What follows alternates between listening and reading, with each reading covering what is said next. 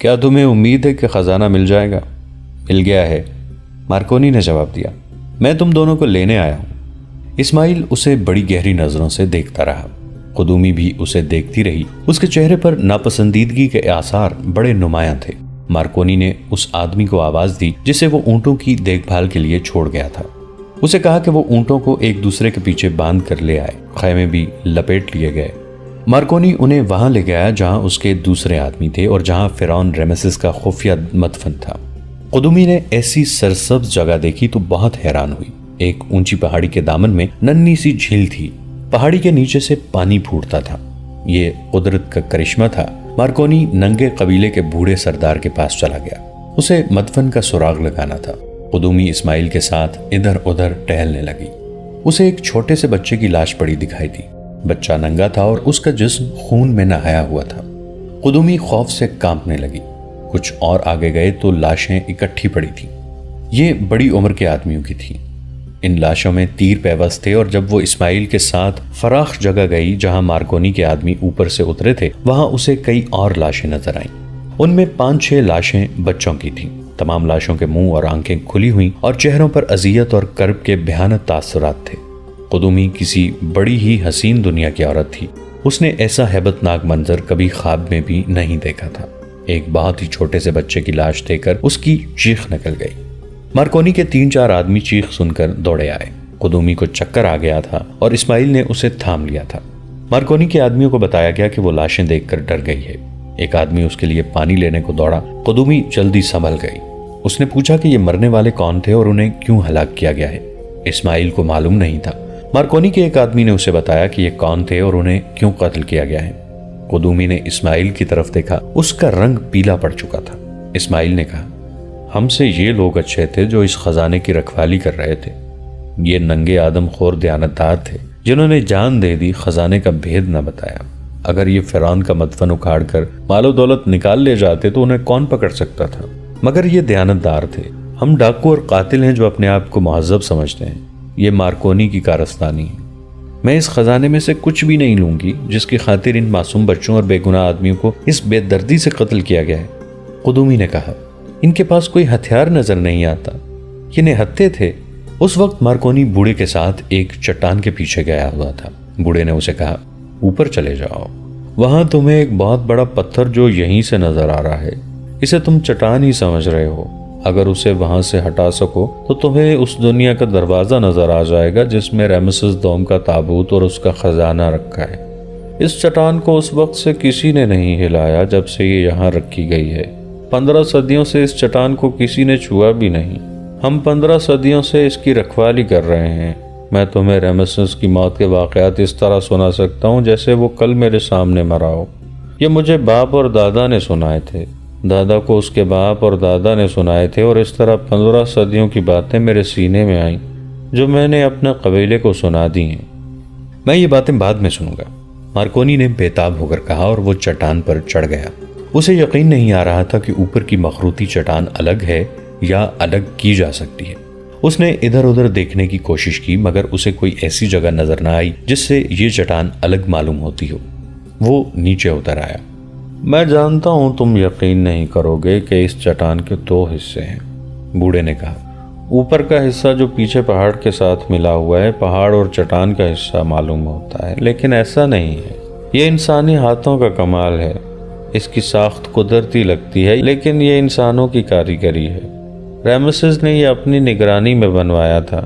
اس کے نیچے اور پہاڑ کے سینے میں جو دنیا آباد ہے وہ رمیسس نے اپنی زندگی میں تیار کرائی تھی، اور اسے باہر کی دنیا کے انسانوں سے تا قیامت چھپانے کے لیے اس نے یہ چٹان بنوائی، رکھوا کر دیکھی اور ان آدمیوں کو قید میں ڈال دیا تھا جنہوں نے اس کا مدفن اور چٹان تیار کی تھی۔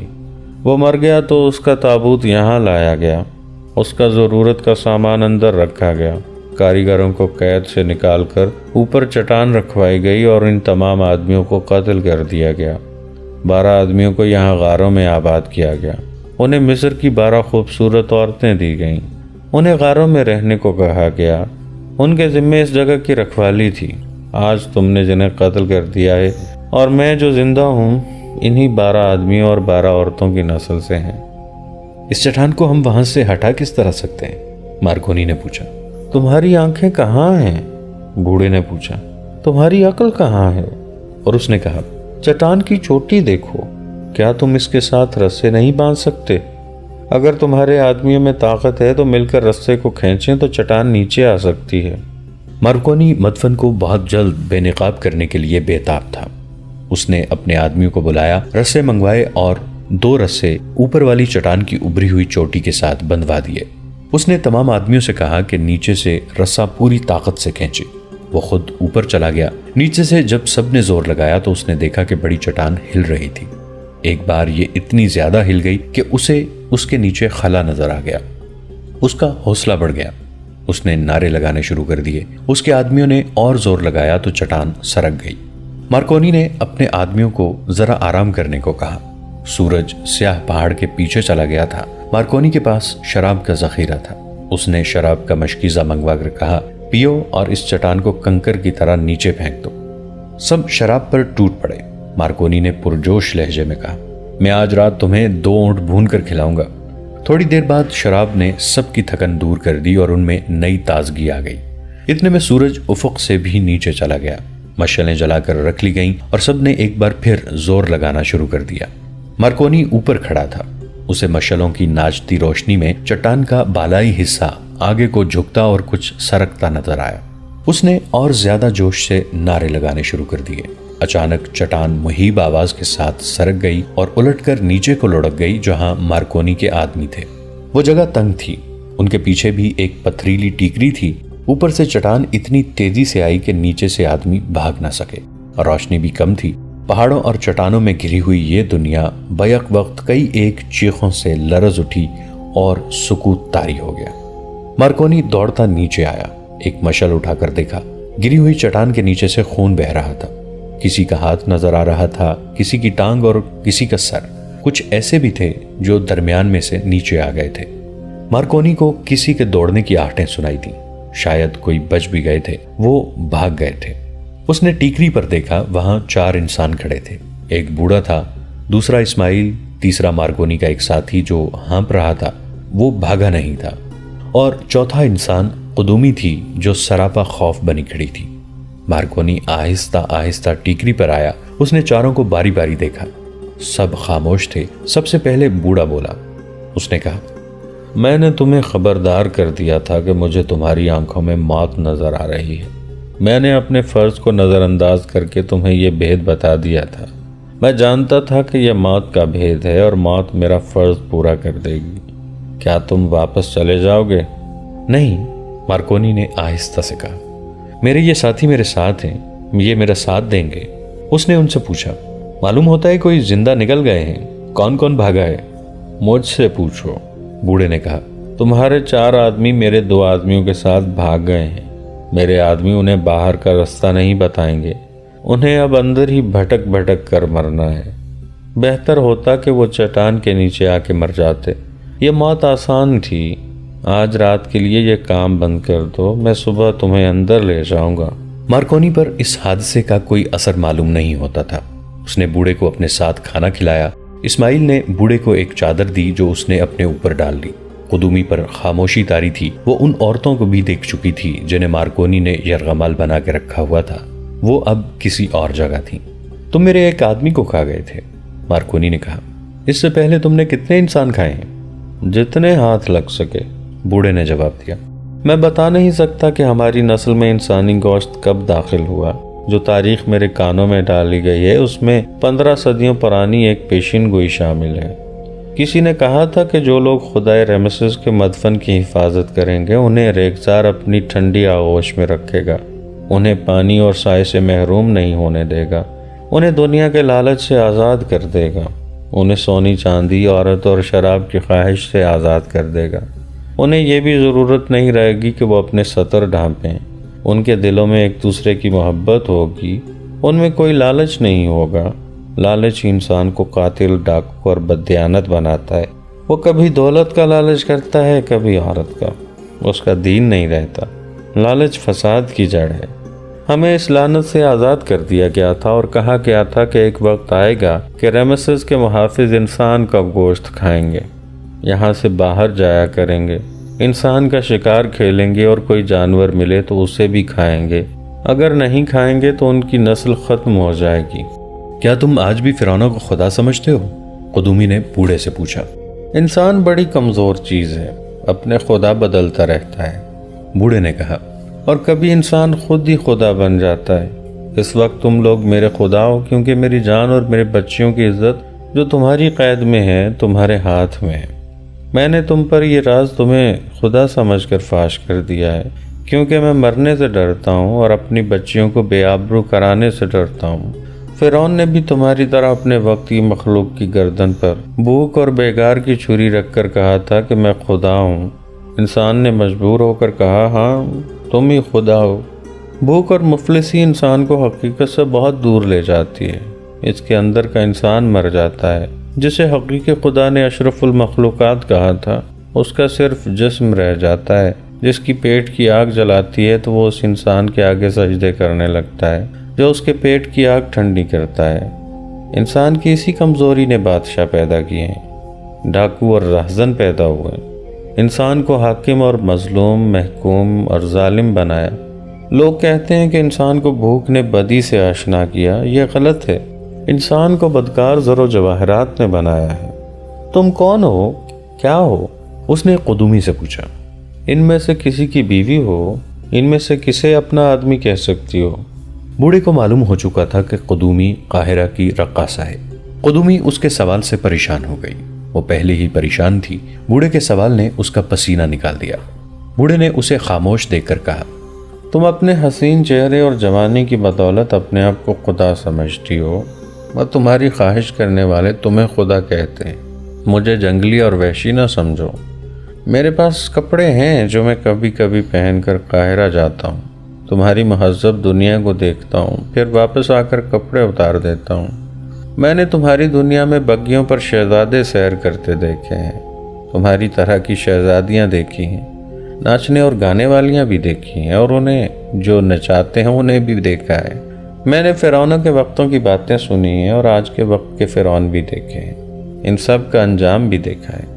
تمہارا انجام بھی جو تمہیں ابھی نظر نہیں آ رہا دیکھ رہا ہوں۔ تم نے خزانے کے لالچ میں اتنے بے گناہ انسانوں کا خون کیا، اس گناہ کی سزا سے بچ نہیں سکو گے۔ فرعون بھی نہیں بچ سکے تھے۔ میں صبح تمہیں اندر لے جاؤں گا، ان کا انجام دیکھ لینا۔ وہ خدا ہوتے تو ان کا یہ انجام نہ ہوتا۔ خدا وہ ہوتا ہے جو انجام تک پہنچایا کرتا ہے، انجام تک پہنچا نہیں کرتا۔ میں نے اس انسان کو کبھی خدا نہیں مانا جو آج پہاڑی کے نیچے ہڈیوں کا ڈھانچہ بنا ہوا ہے۔ میں اور میرا قبیلہ اس کی حفاظت نہیں کر رہے۔ ہم نے دنیا کے لالچ سے بچنے کے لیے اپنا ایک عقیدہ بنا لیا ہے، ہم اس عقیدے کی حفاظت کر رہے ہیں۔ بوڑھا ٹھہری ٹھہری آواز میں بولتا جا رہا تھا۔ قدومی اسے دیکھ رہی تھی اور بوڑھے کی باتوں میں اسے اپنا انجام نظر آ رہا تھا۔ مارکونی کے ہونٹوں پر تنزیہ سی مسکراہٹ تھی، وہ شراب پی رہا تھا۔ اس نے بوڑھے سے کہا، تم اپنی عورتوں کے پاس چلے جاؤ، صبح جلدی اٹھ جانا، ہمیں اندر جانا ہے۔ بوڑھا چلا گیا تو مارکونی نے قدومی سے کہا، آؤ ہم بھی سو جائیں۔ میں تمہارے ساتھ نہیں جاؤں گی، قدومی نے کہا۔ مارکونی اس کی طرف لپکا، قدومی پیچھے ہٹ گئی۔ مارکونی نے اسے دھمکی دی۔ اسماعیل اس سے آگے آ گیا۔ اس نے کچھ نہیں کہا، مارکونی کی آنکھوں میں آنکھیں ڈال کر دیکھا اور مارکونی پیچھے ہٹ گیا۔ جب وہ چلا گیا تو قدومی اسماعیل کے سینے پر سر پھینک کر بچوں کی طرح رونے لگی۔ صبح جاگے تو مارکونی نے بوڑھے کو ڈھونڈا، بوڑھا وہاں نہیں تھا۔ عورتوں کو دیکھا، وہ بھی غائب تھیں۔ انہیں آوازیں دیں، ادھر ادھر دیکھا، ان میں سے کوئی بھی نظر نہ آیا۔ مارکونی کو اب ان کی اتنی ضرورت نہیں تھی، مدفن کا دہانہ کھل چکا تھا۔ بوڑھا اگر وہاں ہوتا بھی تو اسے معلوم نہیں تھا کہ اندر کیا ہے۔ مارکونی نے اسماعیل، اپنے ساتھی اور قدومی کو اپنے ساتھ لیا اور وہ سب اس چٹان پر چڑھ گئے جہاں مدفن کے اندر جانے کا دہانہ تھا۔ مارکونی نیچے اترا۔ یہ ایک کشادہ گڑھا تھا جو سرنگ بن کر ایک طرف چلا گیا تھا۔ وہ مشعلیں ساتھ لے گئے تھے جو جلائی گئیں۔ کچھ دور آگے جا کر سرنگ بند ہو گئی۔